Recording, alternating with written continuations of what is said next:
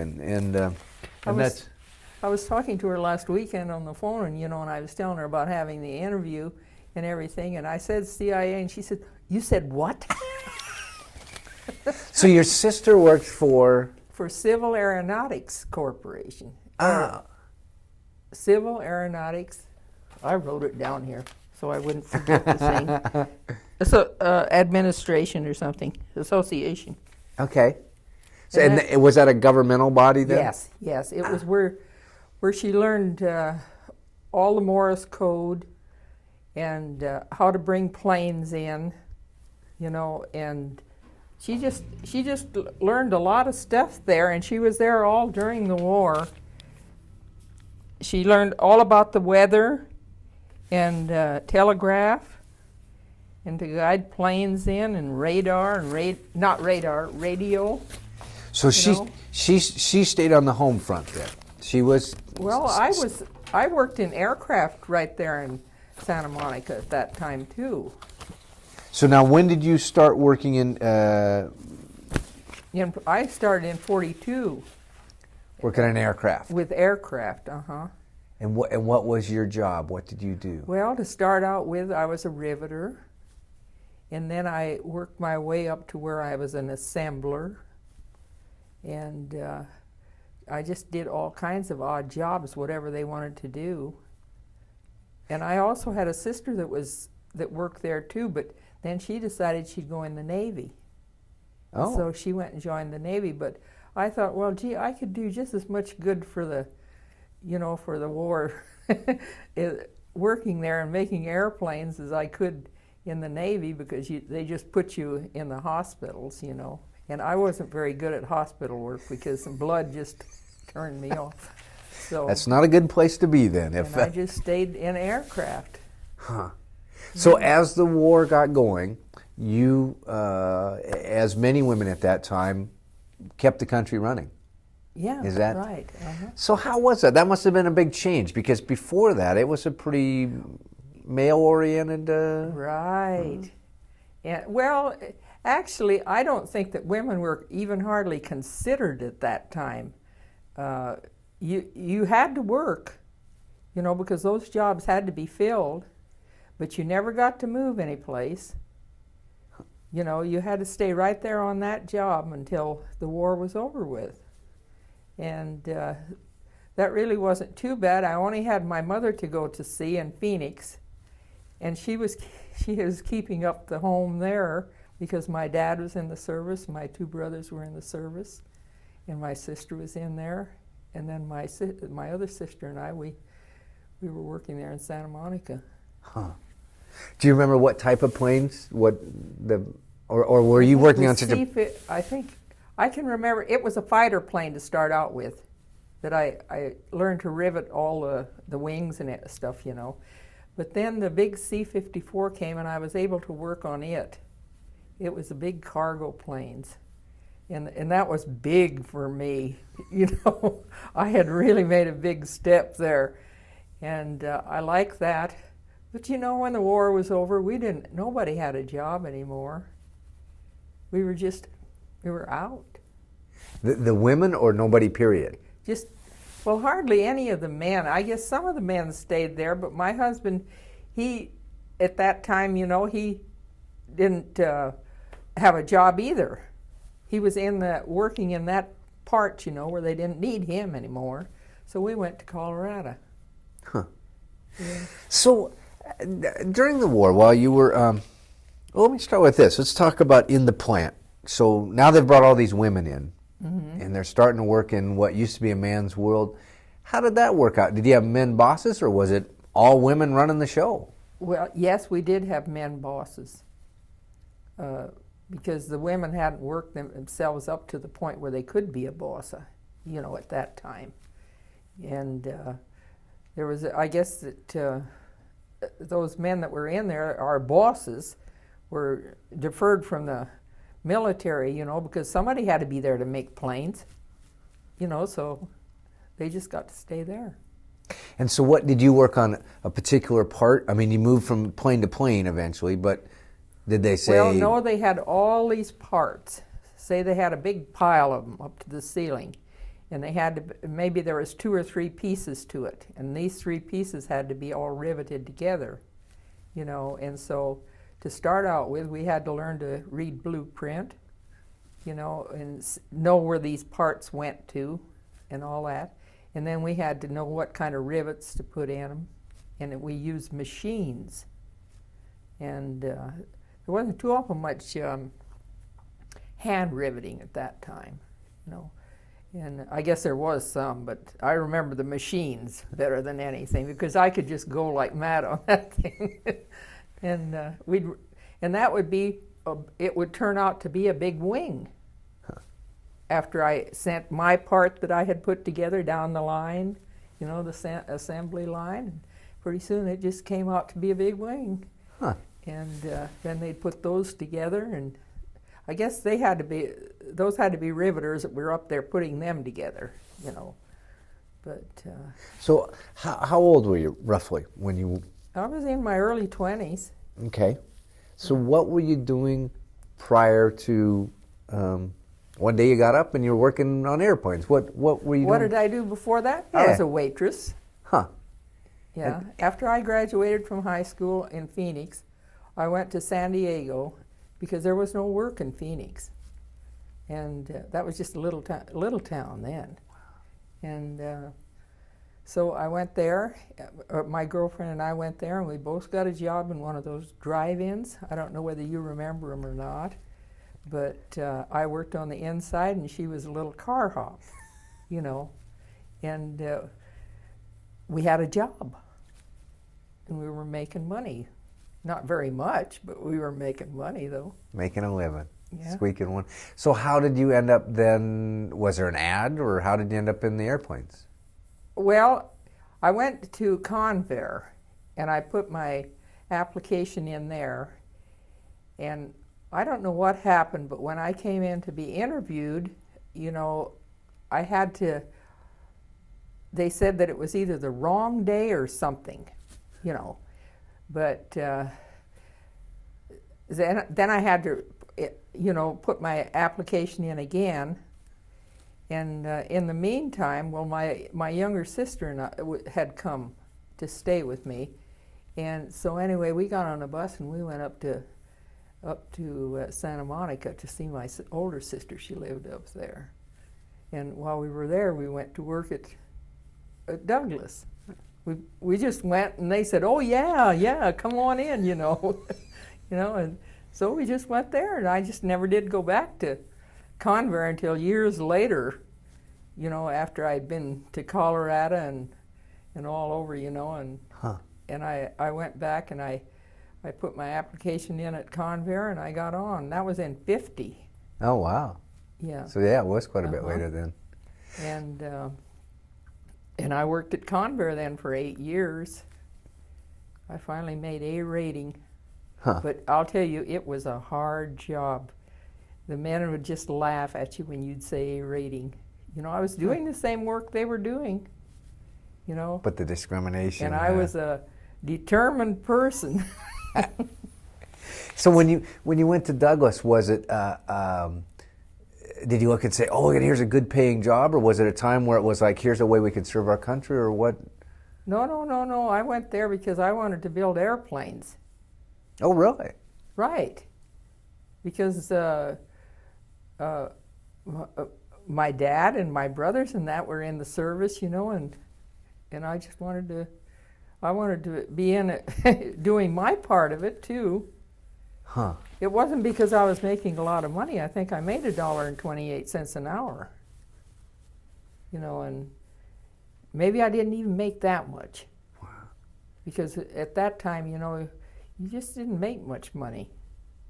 But you knew the planes that you were building and that were sending out, they were going over for our men and women overseas. Right. And I used to think, you know, I hope if Daddy ever gets on this plane that it doesn't go down with him, you know. He was in the CBs. Oh, really? Yes. Oh, wow.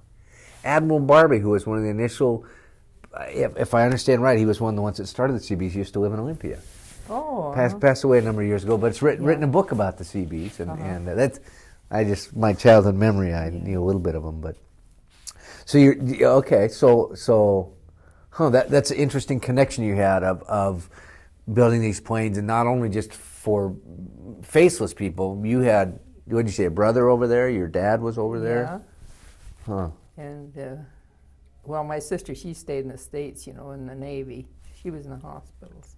Now you said that's it. If a woman went in the service, they ended up. Right. I don't know what they did with the Army, whether the Army and the Marines and them, sent the. I don't think they sent the women overseas. I'm not sure. Nobody talked about things like that.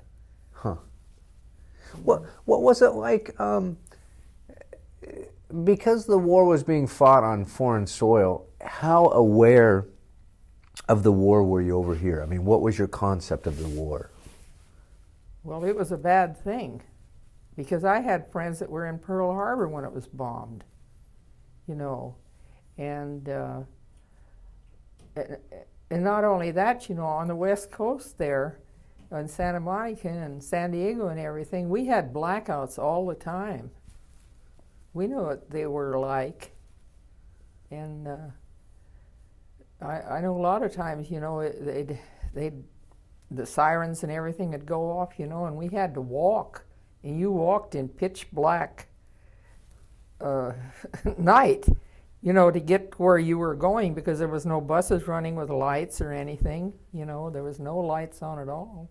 So did everything just stop? I mean, you walked, but did everything else, when those sirens went off, stopped? Cars driving? And right. There was no lights, no street lights, no nothing. It was just pitch black. Huh.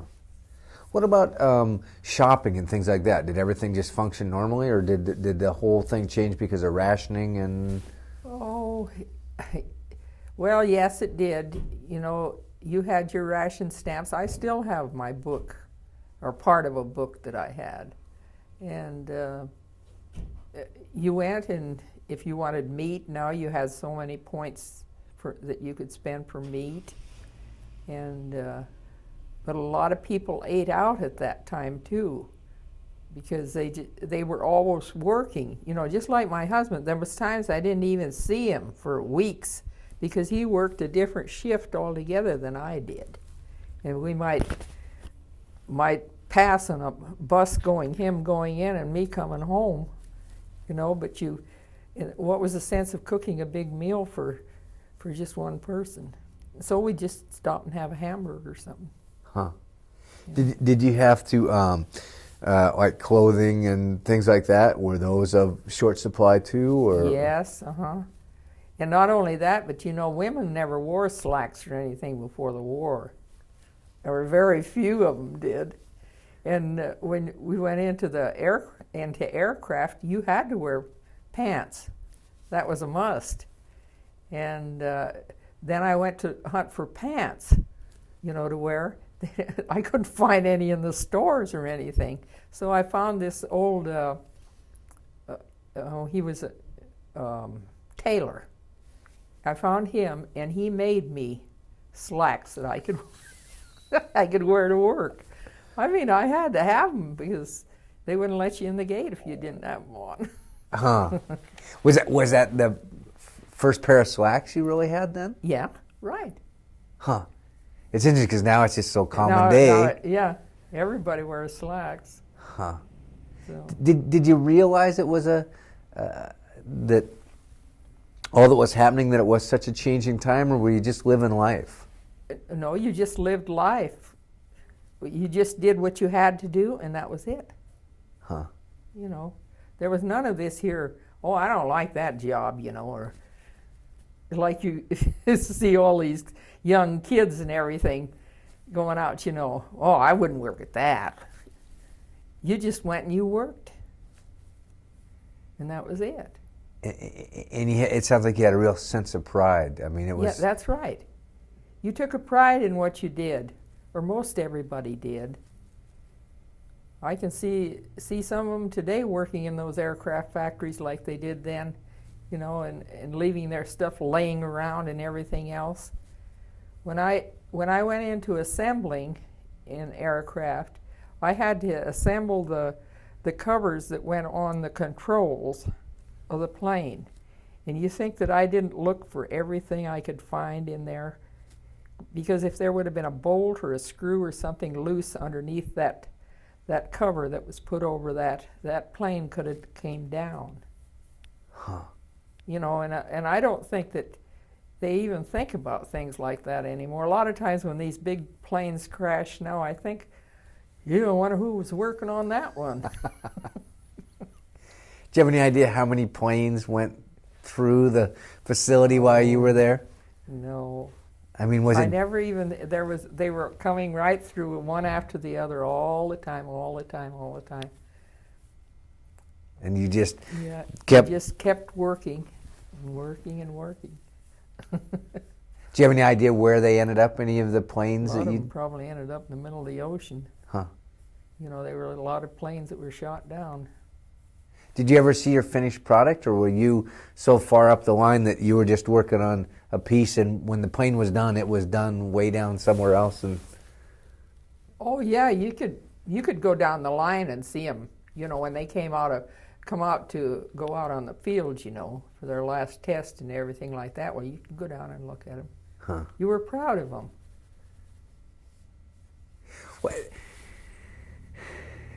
So, would you say that times were very different then? I mean, really? Yes. What do you? Why do you think it was so different then than it is now, or what was? I don't know. Nobody seems to care anymore about anything. They just, as long as they're making money, that's it, and that's all they think of is money. Money, money, money. Until I get so sick of it, it's not even funny, you know. You can have a good job, which I think is a good job. To somebody else, that's just, ooh, I wouldn't have that job. You know, like I worked for the government for 20 years. I worked in the commissaries. And I was a cashier quite a bit of the time. That's the lowest paid job in the government. With all the money that goes through your hand and everything in a day, and they don't pay you nothing for it. $5 an hour. And it might have gone up a little bit since I quit. But I finally made it up to where I was a store worker before I retired. And I was making nearly $14 an hour. I was making good money. But $14 to somebody else is nothing. Huh. Just like a lady I was talking to yesterday, she said she's trying to sell her house and she wants to clean it up a little bit. And she said, you know, if you'll just come over and keep me company while I work, she said, I'll pay you $10 an hour. I says, fine, I'll be over there tomorrow. But I don't intend to just sit there and watch her. You know, I'll help her clean. Now you had your dad was in the service. Right. You had a brother. I had one brother. He was over in Europe, and the other one was in the Coast Guards. Oh, okay. He was, you know, around the U.S. And was it you that talked about? Let's see. So when they wrote home, the military, whoever would mark out information that wasn't. It was all censored. So would you? What would would you get letters that you could? Well, you know, my mother, she got letters from my dad, and he was over around in the islands, you know, in the Pacific Islands. And this one time I came home to see her, you know, and she said, you know, I have a letter here and I can't make it out. She said, would you read it? And it was Guam spelled backward.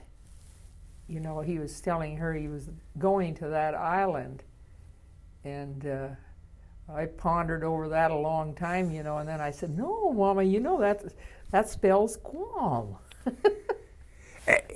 And that was because he wasn't supposed to tell you. That's right. That would have been censored out of it anyway. Huh. And I guess they couldn't figure out that there was an island out there by that name anyway. So. So would the letters come all marked up, or? Some of them, yes. Some of them not too bad. Huh. So you could keep. I mean, did you get letters in a timely manner, or did stuff that you got from your dad? Oh, I guess her mail came okay. Now, at that time, I wasn't married to my husband. But he was in the Navy, and I married in '54. Well, he was still on ships, that went over, that carried cargo. And I know different times things that, that he told me. He didn't tell me too awful much because he just didn't like to talk about it. He had a couple of ships shot out from under him, And in fact, one of them had a huge hole in it, and he got to take a picture of that. And those pictures, I don't know what happened to them. I was going to bring them in, but they're someplace. Saying all the moves, things get... Well, I lived with my daughter for a while, and after my husband died, and her husband died of cancer, and we bought a place together, and I still have a lot of my trunks and stuff out there at her house because I live in a little apartment, and I just don't have room for it. Yeah.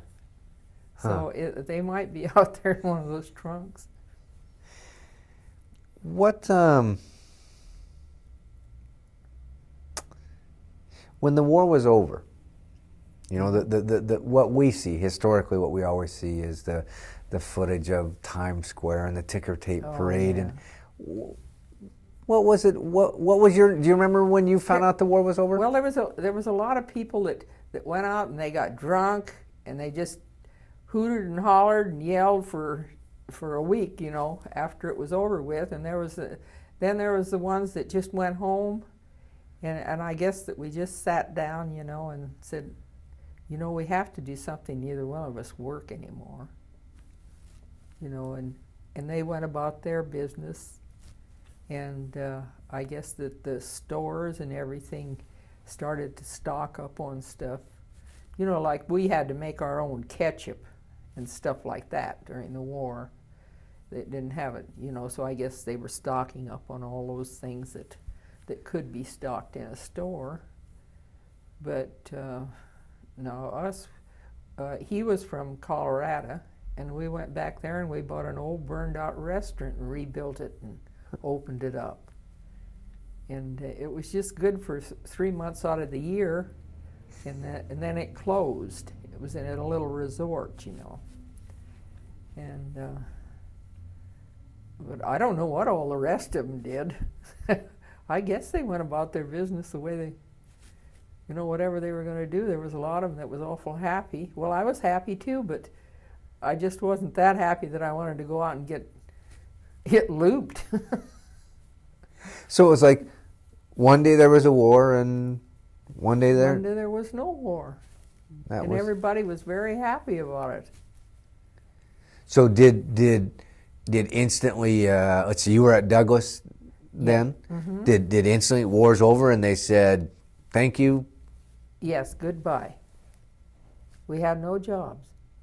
Huh. And when we went to Colorado, well, I thought they told us that we could draw unemployment. And they had at that time, if you worked in aircraft or you were a veteran or something like that, you could draw it for so long a time, 21 months or something like that.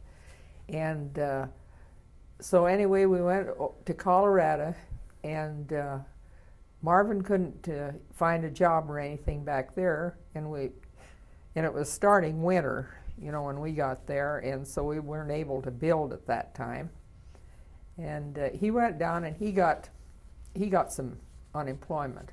But when I went in to get unemployment, they kind of just laughed at me. They asked me what I'd been doing, what job I'd been doing. And I said I worked in aircraft. And I wasn't lying to them or anything. And they just kind of pondered the situation, and then the man said to me, "Can you make a bed?" And I said, "Certainly I can make a bed." He says, "We have a maid job for you." And so in all my life, I never drew one penny of unemployment. Wow. Because you were a woman? Because they didn't believe that... Yeah. Right. Huh. But they actually didn't have too awful much work for the men in that, you know, because they had to kind of get back in the groove or something, you know, get back in gear before these jobs came up. And at that time, you know, they had what was it, CC camp? YCC and YACC And all those camps, and I guess they sent a lot of those people to that. Huh. So the country then, the war's over, but now all of a sudden we have to get the country going again. Is that kind Yeah, of? you didn't go down to a welfare office and put in your bid and get a big check every week. You did something for what you got. And even the men, they didn't stay on on unemployment very long. They just stayed on it until they could, you know, find another job. So now all of these people are coming back from overseas. Right. And they're storming in too. They had preference to all of us. Oh, really? That's right. Well, they were the ones that were over there risking their necks. You know, we felt that we were very fortunate we didn't have to go. And so it took a while, you know, to everything to get back into running shape again, you know, but it did. Huh. What do you think for future generations? I mean, is there a major message to leave with generations to come about World War II or war in general?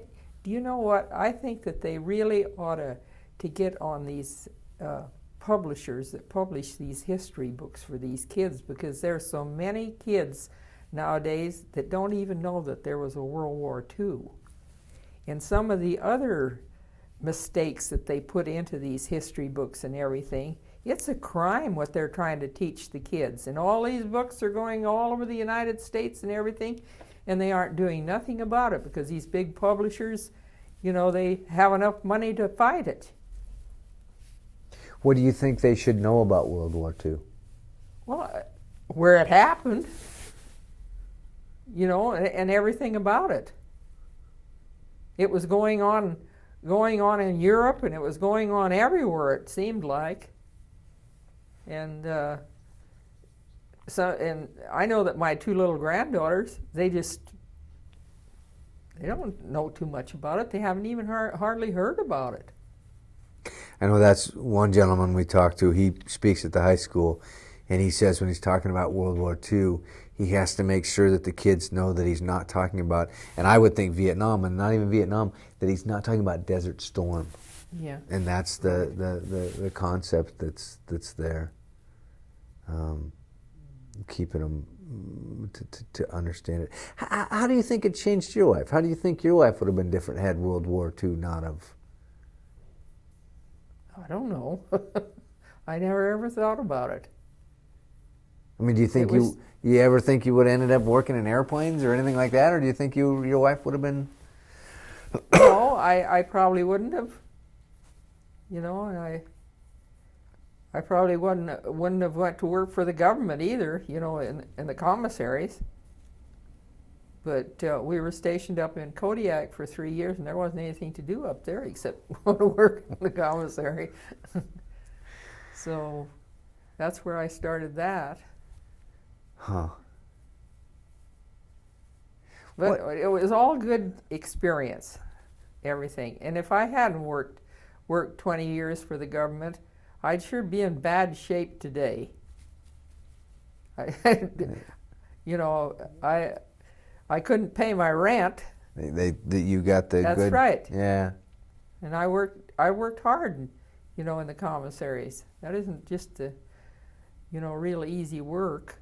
Sounds like you worked hard at everything you did. I think I did too. Yeah. Like you said, for you it wasn't, I mean, yeah, pay was nice, but you worked to do whatever job it was the best that you could. I never ever found a job that I couldn't do. Huh. You know, if it was waiting on tables, I could do that. If it was working in a establishment where they sold liquor and that, I could wait on those tables. I could do just about anything. I could do maid work. I worked in the laundries. Huh. I worked every place. Like this friend of mine, she says, your clothes look so nice, Kay, when they're hanging there. You've got them all ironed and everything. She says, I don't iron any of my clothes. I says, well, that's your business if you don't want to iron them, but they don't look like they're ready to wear until they're ironed, as far as I'm concerned. I'll bet you still cook from scratch once in a while. I do. Okay. Right. Yeah. See, that's something that luckily I grew up with a grandma that taught me how to cook, and so I learned how to cook from scratch. But a lot of people my generation don't have the finish idea what scratch means. That means from a box to them, you know. Yeah. So. Did you ever, now today when they build buildings and things like that, the iron workers and all that, once in a while they'll kind of leave their signature somewhere hidden. And did you ever, in one of the planes, you know, put a little signature or somewhere, just a little? Well, I probably did, or leave little notes was what, you know, so that, you know, if that plane was ever worked on, you know, that somebody could find it and know where it came from and everything. Huh. I never ever heard from anybody, Yeah. but I'm sure if they ever found the notes, you know, at least they knew that, knew where it came from. Because I knew a lot of different things in the service. That. Yeah. What about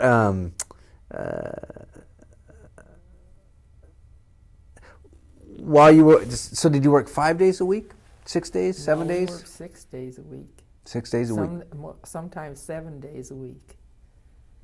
You know, if they had to have planes that went out, I mean, a batch of them that had to go out, you just worked until they were ready, you know, and that was it. And then you slept after it was all over. So was there any normal life on top of your work, or was it, I mean, you got up, you went to work, and when you came home you were so tired that social life or anything like that? Or? Well, I don't know. We used to go out to bars, you know, go dance and things like that. I mean, you had to do something, and I bowled at that time. I'd get off work, I'd be so tired, you know, and I'd go bowling. I think about it now, but, you know. Was there the camaraderie within the people that worked on the airplane, the same as there were for the people that were in the Navy or the Army? Their platoons, they grew close together, where you worked side by side with people, or were you just so focused on your work that? Well, I really didn't have too many, you know, like friends in aircraft at first, you know, during World War II. You just worked and worked, you know, and that was it. I had a few, but very few. Huh. The lady where I lived, I knew her, you know, because she worked in a department right next to me. But, I mean, real close friends, no. Hmm. So,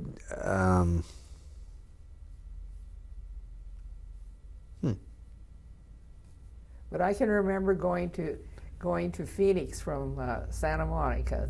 Every once in a while, you know, I'd go in and tell a white lie, you know, and I'd say my mother is sick and I just got to go see her, you know, because she wasn't too well. And then they'd figure out how they could give me a week off, you know, to go there. So I'd get on the red car. That was a streetcar in Santa Monica, and I'd ride all the way down to L.A.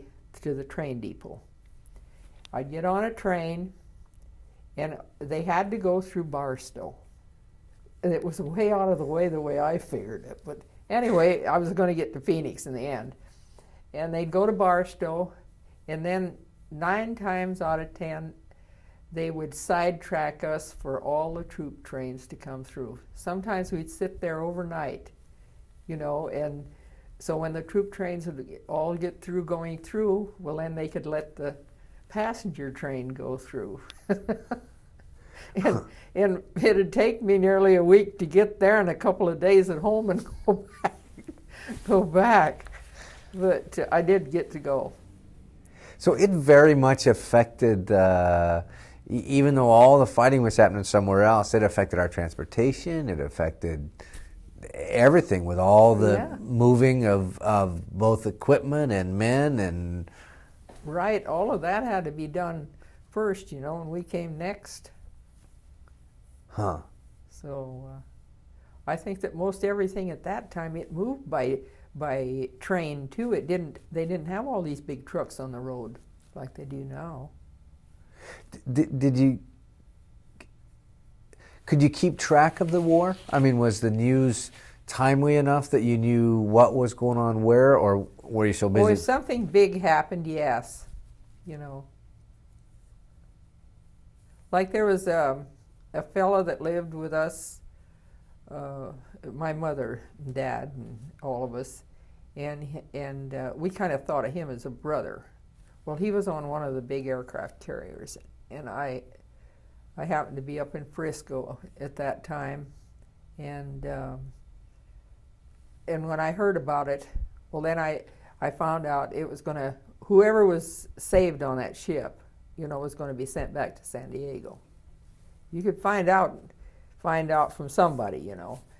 And so I went back down there, but I couldn't find him. I went where they said that they'd be, and they said no, they had no record of him coming in there at all. And then I thought, well, you know, he got killed. And I felt really bad. I'm walking down the street in San Diego one day, and I see him. He's a catty corner across the street from me. And boy, both of us, we just run, you know, and grabbed each other. I mean, it was, you know, really something after you thought that he was, you know, I thought he was dead and everything. Huh. That's pretty, I mean, when you think of that, the numbers of people, and that's it, keeping track of where they were coming and going, and you know, that's the other thing I've heard is that, you know, it took all that time during the war to get all the troops over there, and then the war was done. Well, then there was the reverse, except instead of doing it gradually, it was like everybody wanted to get home right now. Well, sure they did, yeah. Huh. Where were you when Pearl Harbor got bombed? Do you remember how you found that news out? I was in San Diego at that time, yeah. And do you remember what your thought was when you heard that? Well, it was terrible. I knew a lot of people that were over there. In fact, the fellow I was going with, he was over there, but he didn't get killed. He was one of the lucky ones. He happened to be ashore at that time. You know, he wasn't on his ship. And this is one thing that I've always wanted to do, was to go to Pearl Harbor, you know, and see what, you know, see that the Arizona and all of those different things. And I've never gotten over there. Maybe before I die, I'll get there. Today's always a good day. Yeah. You know, it's getting cheap to get over there now. So you just got to go on a plane where they cram a lot of people in. Yeah, right. So this one's your sister, right? Okay. Right. And she was in the Navy, is that right? Right. Yeah, okay. This is the dad. He was in the Seabees. Were the Seabees, that was part of the Navy? Kind of a separate? Right. Yeah. The worker bees. They built all the airstrips and stuff. This is the brother, and he was in the Coast Guard, and he lied about his age. It's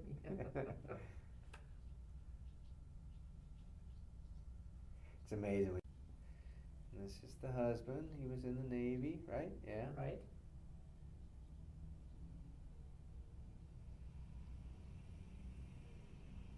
This is the brother who was in the Army. Right.